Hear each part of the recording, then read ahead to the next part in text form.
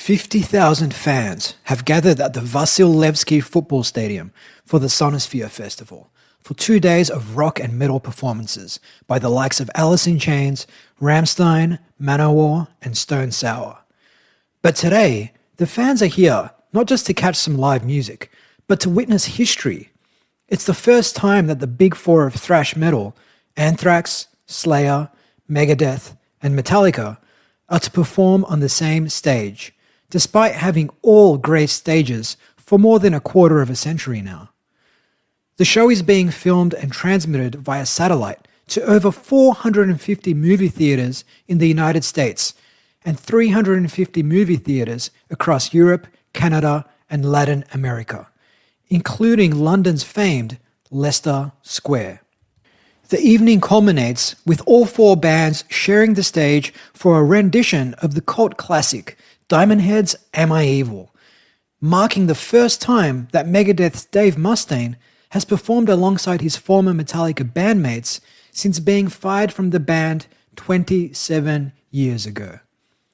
For almost 3 decades, the flame of one of the most vindictive feuds in music has been burning brightly. This is the story of Megadeth versus Metallica. Musicians wanted. A 17-year-old James Allen Hetfield circles an advertisement in LA's Recycler magazine. Hetfield is the son of Christian Scientists and was heralded a gift from God upon his birth. Growing up in Downey, 15 miles southeast of Hollywood, Hetfield was enmeshed by his parents, and his dad was often out of town for extended stretches, either for work or play. And this would all manifest in the anxiety and social awkwardness that he would carry with him for much of his life, and something that would feed the frontman's debilitating alcoholism in later years. Having tried the piano and having hated it, curiosity and the lure of forbidden fruit forced him to rummage through older brother Dave's record collection, despite big brother telling him to stay the hell out. The first thing that caught young James's eye was a record cover of an eerie image. The image was of a lone woman dressed in a black cloak, standing in front of a watermill in an old leafy English town. It was the cover of Black Sabbath's debut self-titled album, and it was the portal that opened Hetfield up to a whole new dimension, a dimension that also led him to discover Led Zeppelin, Aerosmith, Alice Cooper, Kiss, and before too long, the guitar. Hetfield, as you might have guessed, thanks to his newfound love for rock and roll, his social awkwardness, anxiety, and his family's peculiar religious leanings, was quite the misfit at school. All I wanted to do was go home and practice the guitar. But he found companionship in another music-obsessed teenager, Ron McGovney. McGovney scribbled the word fag on an image of Steven Tyler that Hetfield had on his workbooks.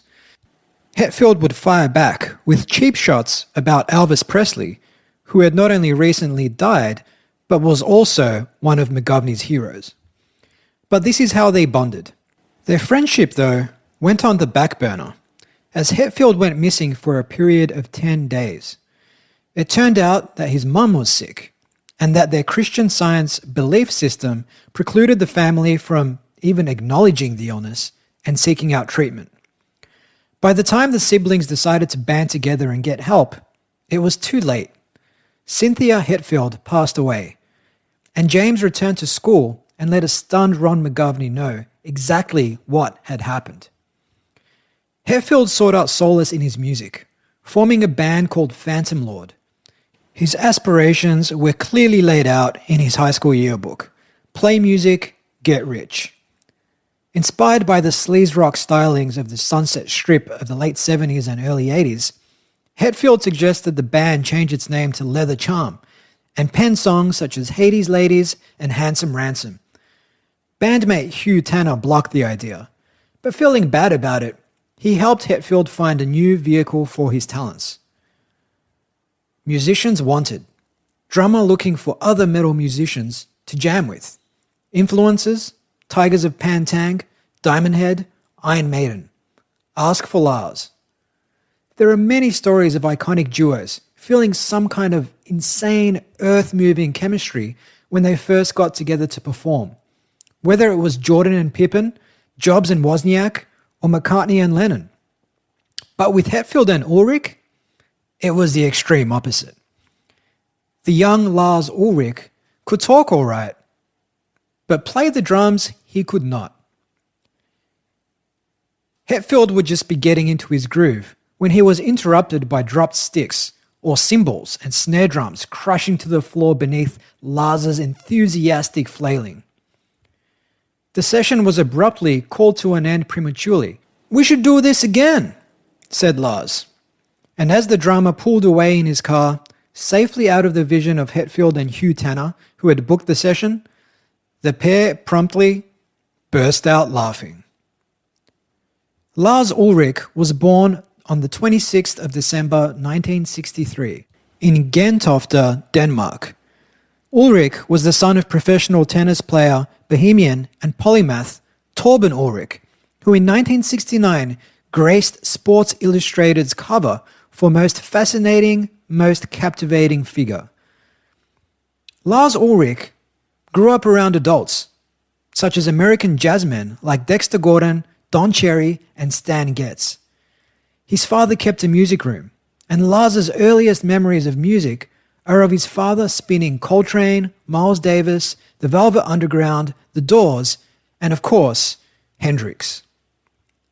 Given his father's schedule on the international tennis tour, Lars Ulrich was fortunate enough to travel the world from a young age. He was in the crowd amongst 500,000 other people to see the Rolling Stones perform at London's Hyde Park. But it was seeing Deep Purple back home in Copenhagen in 1973 that really lit the fuse. That, and seeing the fire-breathing Kiss perform, with a little help from his mum, who got him excused from school, and Lars had found his passion. But like so many people with a passion, it didn't align with his work. Lars had a day job, playing tennis. The family moved to America in the summer of 1979, so Lars could attend Nick Bollettieri's new tennis school in Florida. The tennis school would go on to birth champions such as Serena and Venus Williams, Andre Agassi, Jim Courier, and Maria Sharapova. But while music was indeed the passion, and with music came drugs, Lars was caught smoking weed with a few other kids at the academy. We'd smoke weed once the upper-class American kids had all gone to bed. He was promptly warned that that kind of behavior was not tolerated at the academy. But it didn't matter, because it turned out that while Lars might have been a highly ranked tennis player in Denmark, he was a small fish in a considerably larger pond in the United States. And he quit the academy by April the following year. During this downtime, and while visiting San Francisco with his family, he visited a record store and came across quite the distinctive album cover. The cover was like nothing Lars had seen before, and it featured what appeared to be an undead zombie. And across the top of the cover, in blood red font, 2 words were emblazoned: Iron Maiden. The band would represent a doorway into the new wave of British heavy metal, which gave Lars a taste for faster, heavier, and more technical songs, introducing him to the stylings of bands such as Motorhead, Saxon, and Diamond Head. It was this mutual love for the emerging genre, which was virtually unknown in the United States at the time, that sparked his relationship with Brian Slagel, a budding record executive. Unlike the big-hair, spandex-wearing troupe of the Sunset Strip at the time, Lars innocently recalls, "It wasn't about getting laid. It was just about playing my favorite new wave of British heavy metal songs." Slagel told Lars that he was putting together a compilation album featuring metal bands from the LA area. "Can I be on the record?" asked Lars. Not thinking too much of it, given Lars didn't even have a band, Slagel agreed and carried on with his day. Immediately, Lars Ulrich picked up the phone and called James Hetfield, naive to just how badly their previous rehearsal their previous and only rehearsal, had gone down. And without a trace of hesitation or self-doubt, he asked Hetfield if he'd like to be on the record. With not too many other prospects and the idea of being on a record resonating with James, he agreed. The early incarnation of Metallica congregated to lend one track to the Metal Massacre compilation album, put out by Slagle's then-fledgling Metal Blade record company. The track, Hit the Lights. While the band's name was misspelled with 2 T's in the original pressing, the band's performance was not actually all that bad, prompting Slagle to include it in the pressing after all. But there was just one problem. They needed a better guitarist than temporary stand-in Lloyd Grant, and so it was back to the recycler. Ron McGovney picked up the phone, and a cocksure guitarist introduced himself. "I'm the best guitar player you've ever heard." Dave Mustaine was born on September 13 of 1961, the son of an abusive alcoholic father and product of a broken home. During his formative years, he was constantly on the move with his mum and sister, trying to stay one step ahead of his abusive father. Like Hetfield, Mustaine warmed to the musical stylings of Kiss and Led Zeppelin, and after learning how to play the guitar and performing some high school gigs, he recalls thinking, "You mean I can get laid just because I play this thing?" Mustaine was no choir boy. He first got high at 13. He started dealing weed at 15, and like many teenage boys with unresolved issues and a point to prove to the world, he carried a pocket knife. Turning up to the Metallica rehearsal, he went about warming up in front of the guys, which turned out to be more of an impromptu guitar clinic. "Hey, so are we gonna audition or what?" No, you've got the job." This has been a No Filter Media production. Say what you want. This has been a No Filter Media production. Say what you want.